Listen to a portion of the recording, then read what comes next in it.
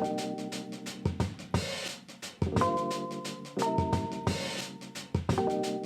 everybody, welcome back to my channel. If it's your first time here, I don't know what took you so long, but I'm glad you made it. I'm really excited to share this recipe with you. Last weekend, I went over to my parents' house and I go into the kitchen and Dad is up there making amazing Chinese dumplings. So I post a picture of the shumai that we made and everybody freaks out. Where's the recipe? How can I make this? That looks amazing. And I'm like, oh, I guess I should maybe do an episode on that. Probably a good idea. If you are maybe not a dim sum connoisseur or you don't know what dim sum is, which is basically like Chinese brunch, shumai is this amazing dumpling that has a wonton wrapper and then a beautiful mixture of pork and shrimp and ginger and soy sauce and like all these amazing flavors just packed into this perfect little puree that you stuff into a wonton wrapper or any kind of, it's not technically a wonton wrapper. It's this perfect little dumpling wrapper. Okay, dumpling wrapper. Wonton wrapper, amazing filling.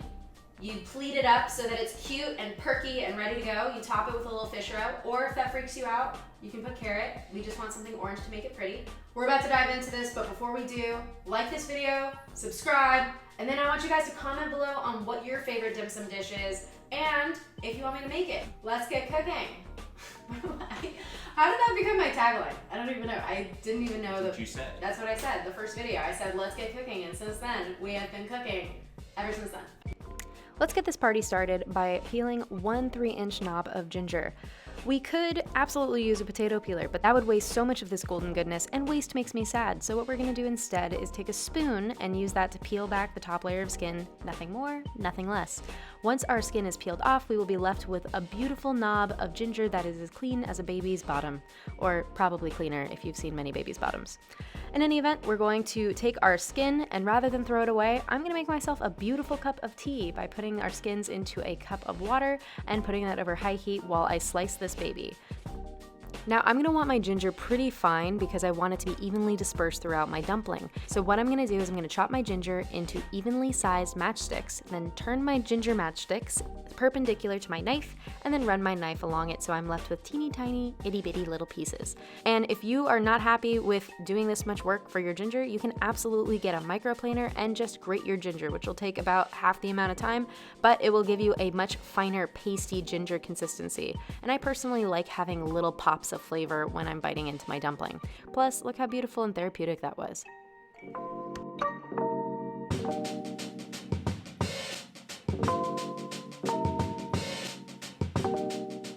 Now that our ginger is prepped, onto the cilantro. This is much easier because all we're doing is running our knife through with no real method to this madness until our cilantro is nice and fine, and then we're gonna put it in a bowl and off to the side. Then we're gonna slicey slice our green onion ultra thin, and just because we want that to be incorporated more evenly across our dumplings, we're just gonna run our knife through it one more time using the same technique demonstrated in the cilantro segment.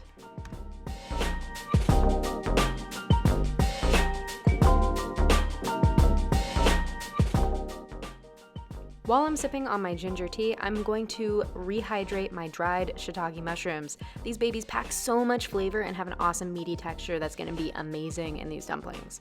So I'm going to put some hot water over these babies, put them off to the side for about 15 minutes, and let them do their thing. Meanwhile, we are going to devein our shrimp. Now friends, this is not cute, it's not very fun, and I'll tell you, it's a little gross. But if you'd like to save a couple of dollars on your shrimp, deveining yourself is one of the easiest ways to do that. But if this is not for you, and you just want to skip this part altogether because you're a little squeamish, I understand. And you can buy your shrimp already deveined at the grocery store. We're gonna gently remove the shell of our shrimp before running our knife along the center of the shrimp's back. Then we're gonna peel it slightly open to reveal this weird brown thing. Just place your knife gently underneath that brown vein, pull it up, and then work it out with your fingers. And then once you pull it out and examine, you realize that that is just full of poop. Yes, friends, that is just a vein full of poop that was previously in your shrimp and should definitely not be eaten. So if you're at a barbecue and you notice that your friend is serving up some poopy shrimp, maybe pull them to the side and just let them know so that they never ever ever do that again.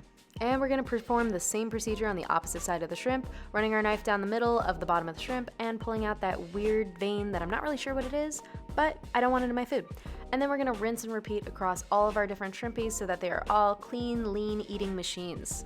Now that our shrimp are clean, our shiitakes are happily hydrated. So we're going to slice those into thin little strips, turn them perpendicular to our knife, and rinse and repeat. So we're just going to continue cutting these into teeny tiny little pieces, and then once we've got them into a fine chop, we're going to chop them even finer by running our knife through them.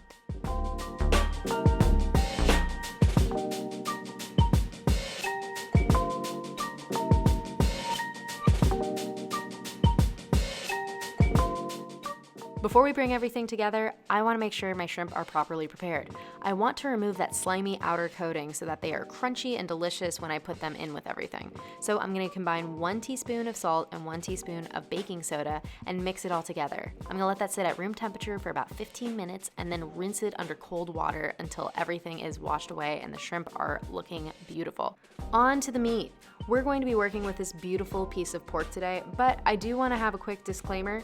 You probably should just buy your pork pre-ground. It's a lot easier, it's not quite as messy, and it'll save you some time. But because I'm a little bit of a control freak, I wanted to pick my meat so that I had proper marbling and made sure I had enough fat. So I'm gonna be working with this beautiful pork butt, which is the same thing as pork shoulder, but is way more fun to say.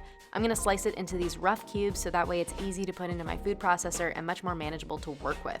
Now please note that I am using a different cutting board for my pork than I am for my vegetables, and that is because I do not want cross-contamination because that is gross and not okay.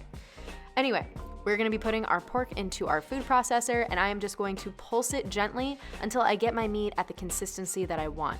Now, I'll be honest with you guys, I was a little bit impatient and I didn't quite pulse as long as I should have. This was a tiny bit coarser than I wanted it, but the last time I made these dumplings, I ended up over-grinding my pork, and I wanted to make sure that it had a little bit more bite to it this time. But honestly, at the end of the day, regardless if you miss the grind by a little bit, these are still gonna be delicious because all of these flavors are phenomenal. So I'm gonna just put this into a bowl and put it off to the side so that we can combine it with everything else in our filling. Now that my food processor has been thoroughly cleaned off camera, I'm gonna put about 3/4 of our shrimp in there, leaving about 1/4 so that I can roughly chop them later.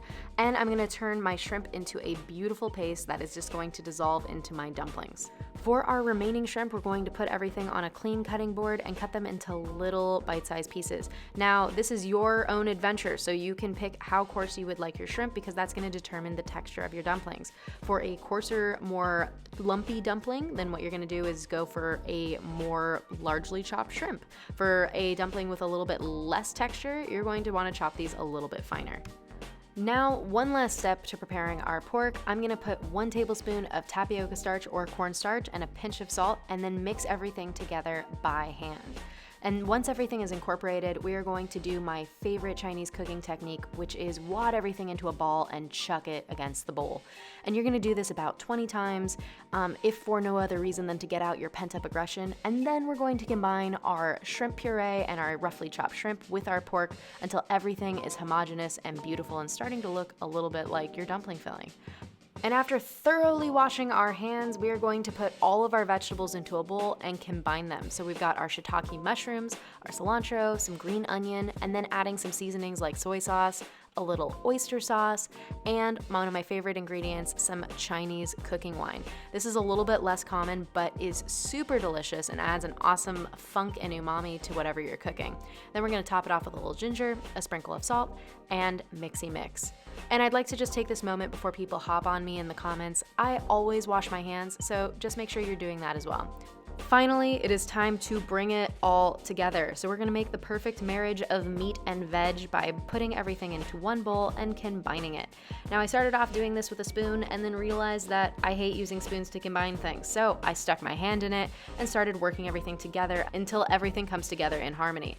Time for the fun part, which is actually filling the dumplings. We got these beautiful wrappers from our local Asian market, but you can also get them at your local grocery store in the international section, or if you just cannot find them anywhere and you're feeling ambitious, you can make the wrappers yourself.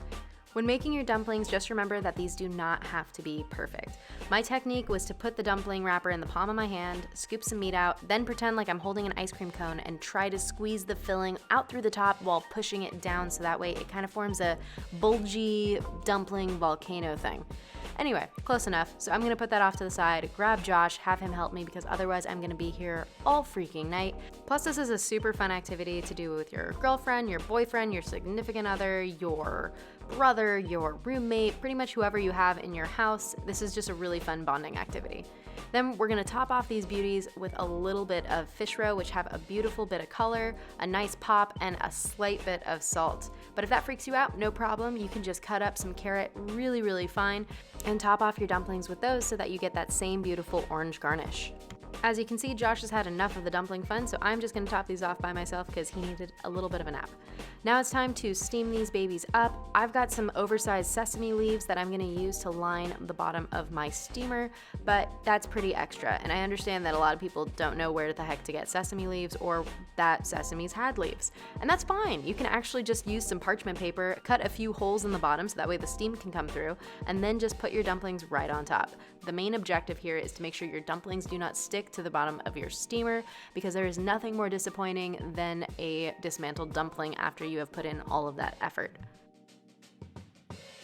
Now all that's left to do is steam these beautiful babies for 8 to 10 minutes using either a double-decker steamer like I have here or even a rice cooker.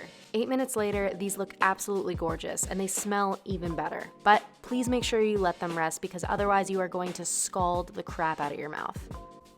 I cannot believe we just made this. Like, look how cute! It's amazing! Like all these little pleats and like the little row on top. Like, this is just a little yummy volcano. It's great. I'm obsessed with this. This was a total labor of love. I enjoyed every single part of making this, from like making the texture of my own meat and shrimp to filling all the wonton wrappers to dragging Josh in because it was gonna take me too long. I just need to try it, okay? Shh, go away.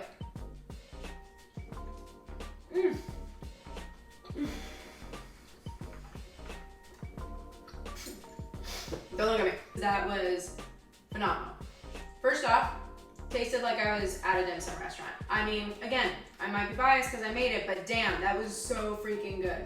All the flavors just were one big happy family there. I mean, they were all working together in harmony. They were just complimenting each other. They were like, you're delicious. No, you're delicious. No, you. Thank you guys so much for coming out today. I had so much fun making this with you. And if you like this video, make sure you give it a thumbs up. Make sure you subscribe to my channel so you can make more delicious things with me. And drop a comment below so you can tell me what you want me to make for next time. Love you all, and I'll see you next time.